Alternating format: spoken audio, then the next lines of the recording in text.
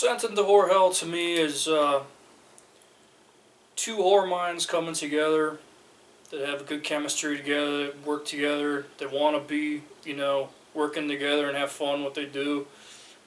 Uh, Make a lot of creativity, make a lot of room for creativity. We try to sort of feed off of each other, so we both get what we want for the show or whatever we're doing at the time. As long as we don't kill each other. There are disagreements, of course, as everybody, but, me and Ghoul, we work really well together, and pretty much the show is just trying to mix horror knowledge with entertainment. We're no experts, we say that from day one, but yeah, we just try to have fun with knowledge and entertainment, really. Maybe make some intros, maybe throw some kills on there. What I like about the show is that we cater to more underground horror aspects, movies, I'm just off the top of my head, like, Three on a Meat Hook or something, no other show talks about those movies, or House of Laughing Windows, or, whatever, the list goes on. We just like to talk about really obscure horror films and turn people on to them.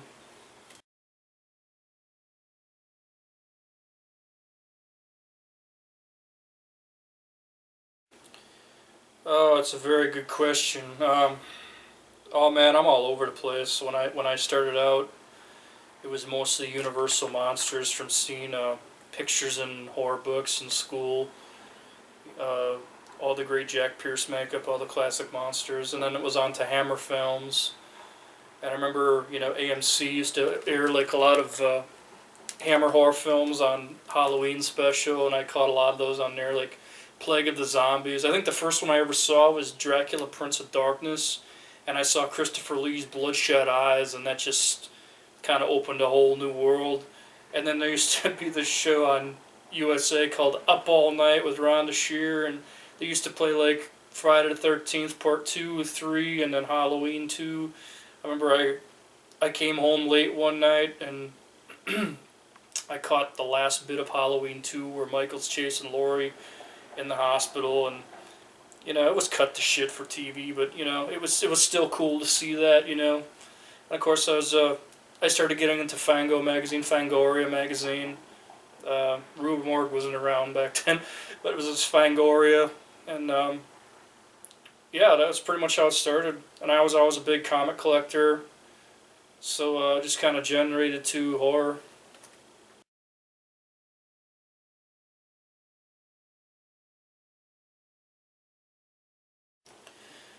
Sometimes it fits the subject that either myself or Ghoul are talking about. For example, when we did that slasher one, that one was a lot of fun. It's one of my favorites as well. We had the whole Michael Myers thing where Michael Myers meets Michael. That was kind of innovative, I think. Um, what other ones? Yeah, we did a vampire one once where we shot in the cemetery, and I was a cheesy vampire and the fucking fangs kept falling out of my mouth. That was fun. I think our best intro we've ever done, hands down, has got to be the fucking Jaws one, or the shark episode. I mean, Ghoul's getting fucking eaten, and he's like throwing fucking ketchup in the air and shit in the water, and I'm on the beach, I don't give a shit. We just have fun with it. Not every show has an intro, because a lot of it depends too, because usually it's just myself and Ghoul doing the show. I mean, if we have help, it helps. If you have somebody holding a camera, we've had people in the past that have helped us out, and that was awesome. Whether that continues or not, I have no idea. But me and Ghoul have always been a two-piece, so we try to make something with what we got. But usually it tries to fit a theme, like the stuff one, for instance. When Larry Cohen passed, we did a nice tribute to Larry Cohen, and that whole me breaking into Ghoul's house trying to get the stuff. Classic shit.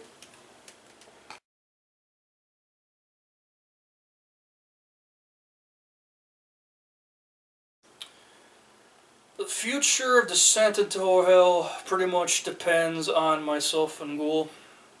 Uh, I think we've been doing the show for about 5 years now, give or take. And we've had a lot of A lot of fun times, and I hope those times continue. I mean, I don't see any red flag in front of us. I'm pretty sure there's still a lot of blood left in the fucking horror machine to keep going on. We're not. We don't reach any. We haven't reached what we wanted to accomplish. Basically, when we started this show like 5 years ago, we just did it for fun, just to spread our love of the horror genre. But when you do a show for a while and you put a lot of work into it, as far as the editing, and you make these innovative intros and whatnot, you kind of hope that there's an audience for it, so someone can see what you've been working on. And we plugged out other shows in the past, but no one's really done it for us. It's like we've always just kind of been the two-man band, really. And we don't really have much support. I don't want to sound like I'm whining, but I mean, I think we deserve more. But I guess as long as myself and Ghoul still think the show is fresh and we're having fun doing it, I don't see no stop sign in front of us whatsoever, but we would like a little bit of respect and recognition. I don't think it's too much to ask.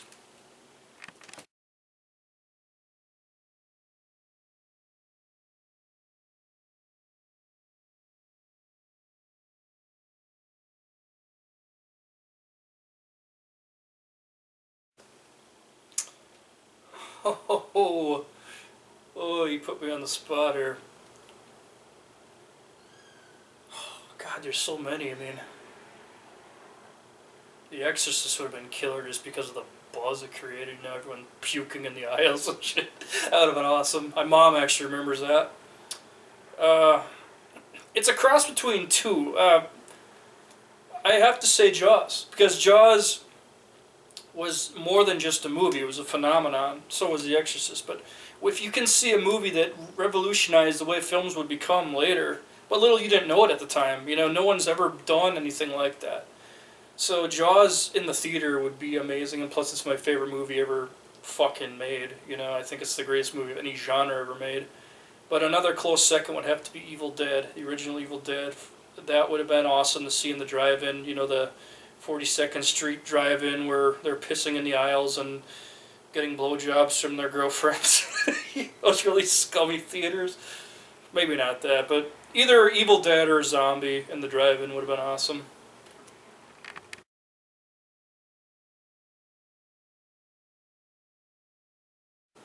Oh, absolutely. I love VHS. I grew up with VHS.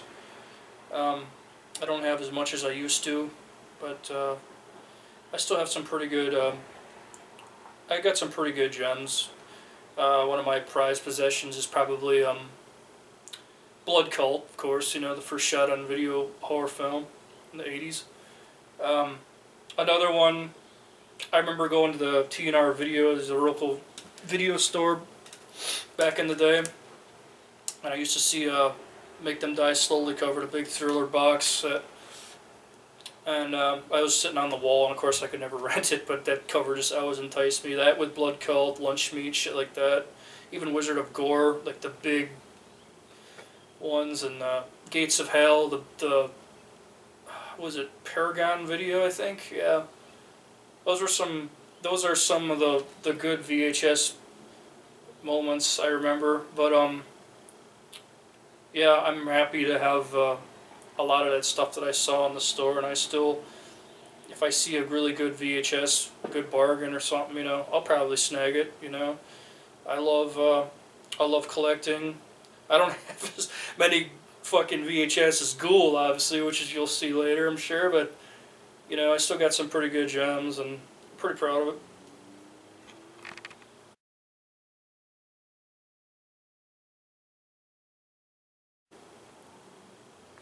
Favorite episode?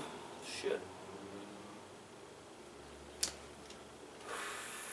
Hold on. Motivation.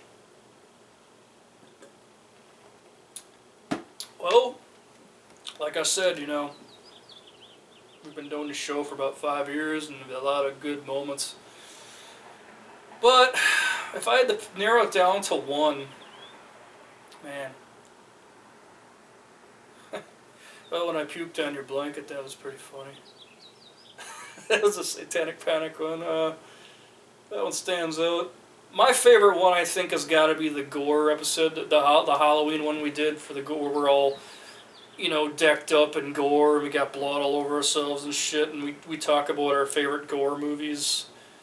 That one, even though it was a very long one, that one meant a lot to me. I think it was 13, I believe. It was a long time ago, it seems, but that was that's probably my favorite if I had to pick one because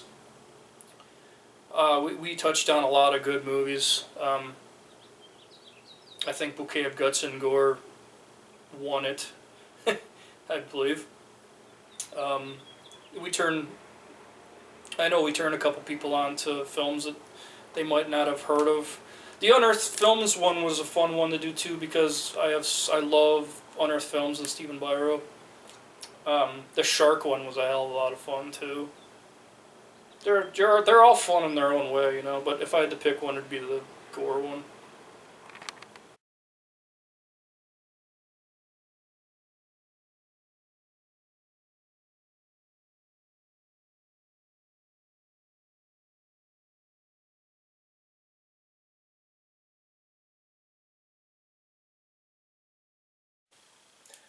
From what I remember, me and Skidgore we used to sit in my basement, hang out after work. We both worked night shift, and it was at my old apartment, and we would just sit there. We started talking about just random horror facts, and we started talking about Linda Blair, and we got into a really deep discussion about it, and we just kind of said, this would be really cool if we could actually record these talks because it was just, it was really in depth, a lot of knowledge, and just kind of cool stuff that we had heard, and we just kind of decided that yeah, maybe we should actually record this and do that kind of thing. So that's kind of how it started. I got a computer, I got a webcam, and we recorded our first episode.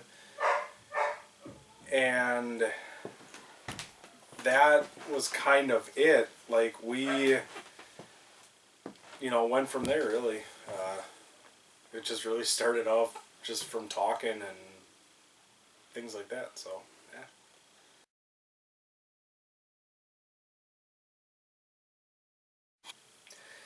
Uh, it's a tough one, but the, I believe it was Satanic Panic, is where we did on that one. We did the Satanic intro, and it was a lot of fun. There was a lot of stuff we didn't use. We didn't use the candles that we literally lit tea candles. There probably had about 30 of them.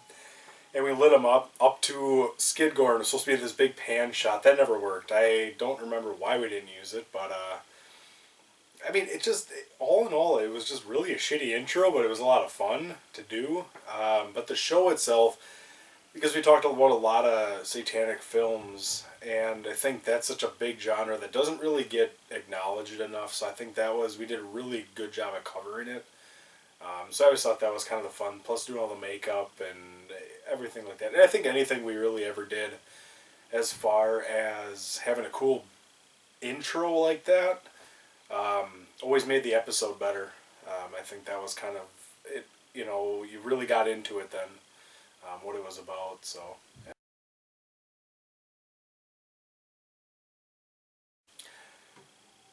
the intros are um, they're kind of a modge podge of a lot of different things. There's times where the intro makes sense to the show, and there's times that the intro is improv, and it's kind of something me and Skidgore write.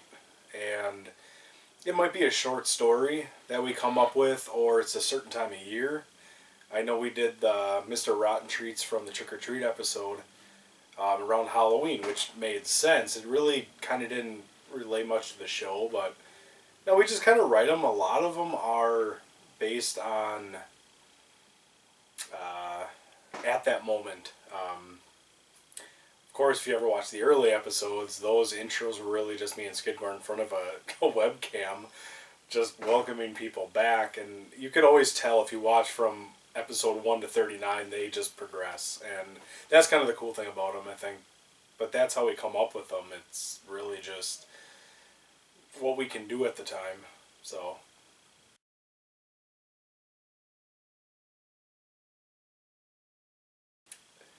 Why I collect them? It's a tough question. Um, I think it's a lot of I did grow up in the VHS era, where that was what was on the shelves in grocery stores, Walmart, whatever.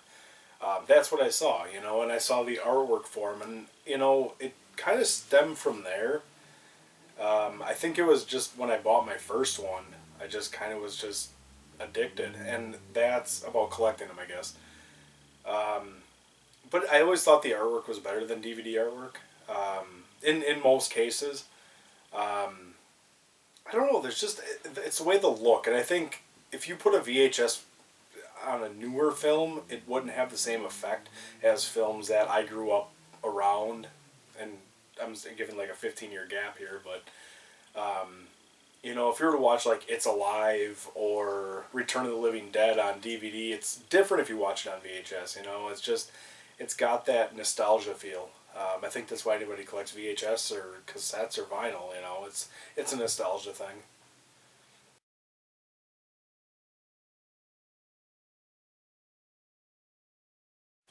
Uh, a lot of it I got from my dad. Um, I got a lot of. I didn't grow up on horror specifically. I grew up on sci-fi, and that kind of transitioned into horror, which kind of makes a lot of sense.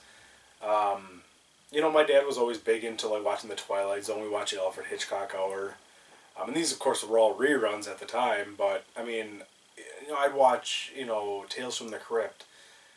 That turned into watching TV shows, and then it turned to watching them on um, things on TV. You'd watch AMC Monster Fest or any type of thing around, especially around Halloween. I really got into it, but sci-fi is where it really started. Watching Species, Alien, a lot of the Alien films, especially. There's a movie called Close Encounters of the Third Kind, which Richard Dreyfuss, which I remember that movie intensely. So it really started with sci-fi, Star Trek. You see all the makeup and stuff. So I mean, that really got me into horror in a sense. Um, but even though I wasn't allowed to watch it, but I didn't care. I'd find a way.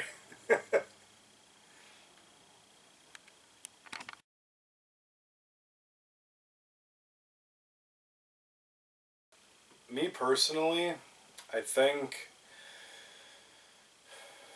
I think we're gonna hit that wall at some point where you talk about most everything. You're never gonna cover every film, obviously. But what I feel is that we could build up the name Descent into Horror Hell big enough and recognizable enough to where we could do something different with it. Either make it a podcast, which is what we thought it originally was, but it wasn't. But do something with an audio channel. Get away from the video, and that would help with time and stuff like that. Um, I don't ever see it dying. I see it kind of like a lasting legacy. It's kind of one of those things where I consider it. It's like a legacy, even if I don't have kids, and stuff. But somebody will see it. It's out there. And in whatever format, I just try to push it to whatever realm I can. Push it as far as it's going to go in the video standard and what we do, but I hope to push it on to something different if it comes to that point, but I never want it to die. I just want it, I just want it to, last forever and see where it can go.